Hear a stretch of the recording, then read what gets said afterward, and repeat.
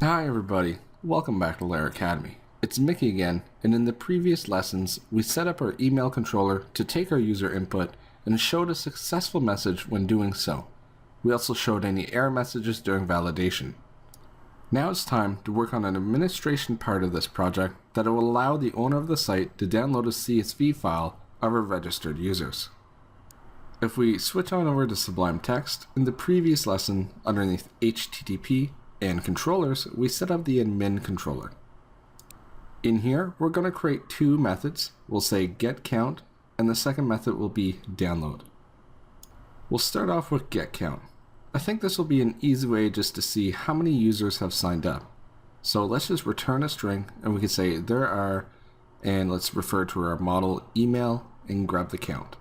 So there are number users signed up. Now we want to make sure that we import this email, so we'll say use app models email. Now we can see if this works. So let's go into our routes, which we can find underneath routes in web.php.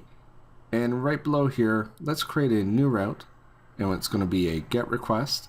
And we're going to say anytime we say get count, we want to make sure we use the admin controller, and the method that we want to use is get count. We don't need a name associated with this. So let's try and save everything here, and let's view it. And you can see that we have 2 users signed up. Now with this information, we can switch over and start working on the next function, which is actually the download function, and that will download a file for us. Now in our download function, we just want to return the email addresses within our email model. So for that, we'll use pluck, and we'll grab the email. To quickly demonstrate what pluck is going to do, we can just do a die and dump of the email addresses. So basically, instead of getting all of the columns, we're just going to use the email column itself. Let's switch to our routes, and let's duplicate this and make a quick get command for download, and the action will be download. With everything saved, if we hit download, you can see that we have a collection, which is our model, and then within our collection, we have our 2 email addresses. So we're not getting the ID or anything else. Now let's create a placeholder for our CSV values, which will be just a string. And we're going to loop over each of the email addresses. Let's actually call this emails instead of just email. And for each of the emails as an email, let's append into the CSV. First, we're going to need to check to see if there's anything in our CSV data. And if there is, let's append a /n or new line to it. If there isn't, we won't append anything. And finally, after that check, we'll just append the email address itself. If we do a die and dump of the CSV, and we hit refresh, you can see that we have our 2 email addresses followed by a /n.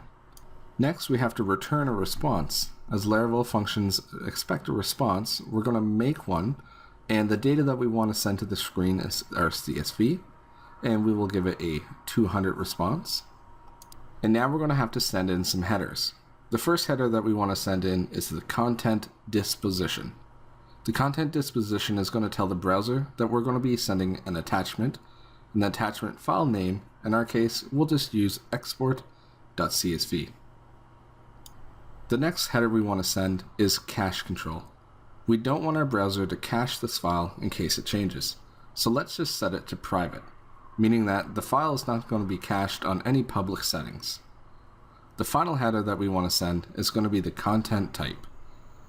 In our case, the content type is telling our browser that it expects a download of the file itself. With everything saved, let's switch back to Chrome and let's try everything one more time.